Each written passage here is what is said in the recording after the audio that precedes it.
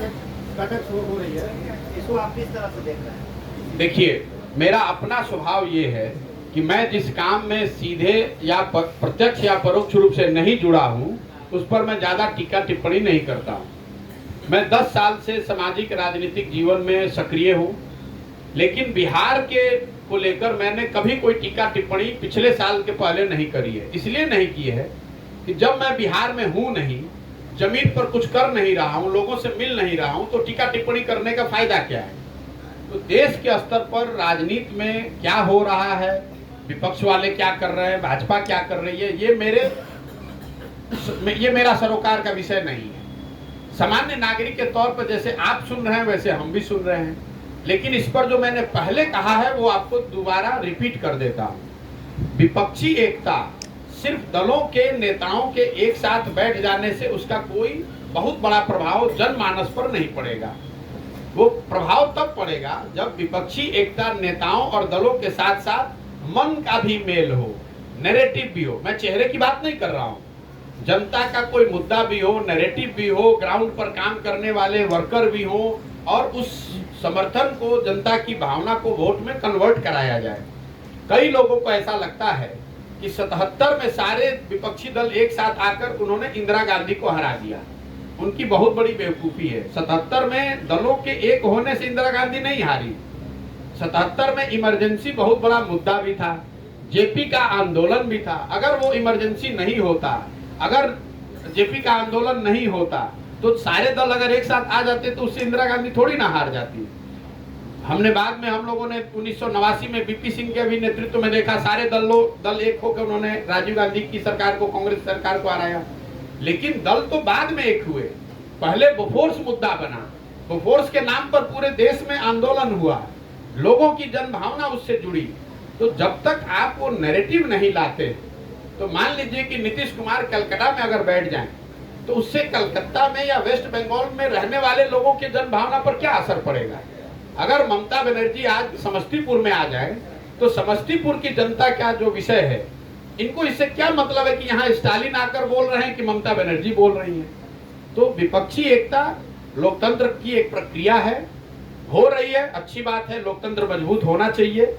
लेकिन इसमें सफलता जो मेरी समझ है, जो भी छोटी मोटी मेरी समझ है, इसमें चुनावी सफलता तभी मिलेगी जब इन दलों के पास एकाएक कोई प्रोग्राम हो जिसको लेकर वो जनता के बीच में जाएं, जनता का समर्थन मिले, तभी उसका परिणाम आपको चुनावी रिजल्ट में दिखेगा। वरना 2019 में भी सारे दल एक साथ हुए थे, उसका क्या फर्क पड़ा। मैं आपको उदाहरण दे देता हूं, लोग अगर भूल गए हैं तो जिस भूमिका में हम लोग के मान्यवर नीतीश कुमार जी आज दिखने का प्रयास कर रहे हैं, करीब करीब इसी भूमिका में आंध्र प्रदेश के चीफ मिनिस्टर चंद्रबाबू नायडू जी थे।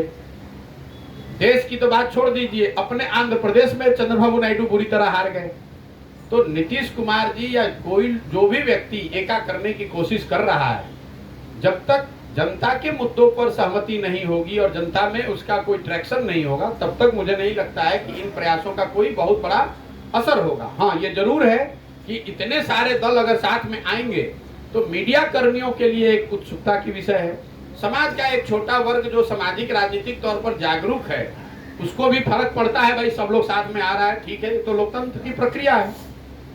पहली बैठक के बाद महाराष्ट्र में एनसीपी में टूट हुई थी, तो क्या लग रहा है कि बिहार के परिप्रेक्ष्य में इसका कुछ असर देखने को? बिहार के परिप्रेक्ष्य में कोई असर नहीं पड़ेगा। जब बिहार में महागठबंधन बना, उसी दिन मैंने ये कहा है, जितने पत्रकार लोग आए, कि बिहार की महागठबंधन की जो घटना है ये राज्य स्पेसिफिक घटना है, बिहार के नजरिए से है। इस महागठबंधन का कोई देशव्यापी असर नहीं होगा और देश के दूसरे राज्यों में होने वाली घटना का असर बिहार पर राजनीति कुछ होने वाला नहीं है। मैंने साथ में ये भी कहा कि ये जो महागठबंधन है ये 24 तक किसी तरह चलेगा। जो भी इसमें टूट फूट होनी है, अगर परिवर्तन होना है तो वो 24 के बाद होगा। क्योंकि अभी तो जो आप लोग स्पेकुलेशन कर रहे हैं कि महाराष्ट्र की तरह यहाँ पर कुछ नहीं होने वाला है, कुछ एमपी जदयू के भाग कर चले जाएं भाजपा में, वो हो सकता है, लेकिन उसका कोई आज की सरकार पर असर नहीं पड़ेगा। सरकार में तो लोग सरकार के फायदों के लिए एक साथ आए हैं और लोकसभा चुनाव तक वो एक दूसरे का गला हाथ पकड़कर साथ में चलेंगे। लोकसभा चुनाव के जब नतीजे आएंगे उसके बाद लोगों में फिर भगदड़ या रीअसेसमेंट शुरू होगा। एक चीज मैं आपको लिख कर दे सकता हूं कि बिहार में विधानसभा के जो चुनाव होंगे वो आज की परिस्थिति से बिल्कुल अलग होगा।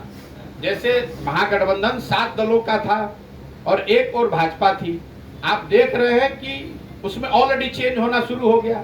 मांझी जी निकल गए, कुशवाहा जी निकल गए, चिराग पासवान जी को लेकर अलग अलग बातें हो रही हैं।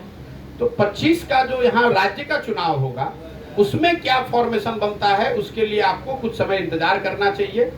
लेकिन आज का फॉर्मेशन जो है ये नहीं रहेगा, इतना तो मैं आपको लिख के दे सकता हूँ। कौन किधर जाएगा, कौन किधर भागेगा ये नहीं कर सकता हूँ, क्योंकि आज जो 7 दलों का महागठबंधन है ये तो सरकार में मलाई मारने के लिए है। सरकार में 7 दलों को साथ रखना और चुनाव में 7 दलों को साथ रखना दोनों दो बात है। मेरा अपना जो अनुभव है वो सरकार में तो लोग इसलिए रहते हैं कि चलो जो भी इसमें लाभ मिल जाए, लेकिन जब चुनावी राजनीति शुरू होगी, चुनाव नजदीक आएंगे तो लोग इससे भागेंगे और ये फॉर्मेशन बदलेगा।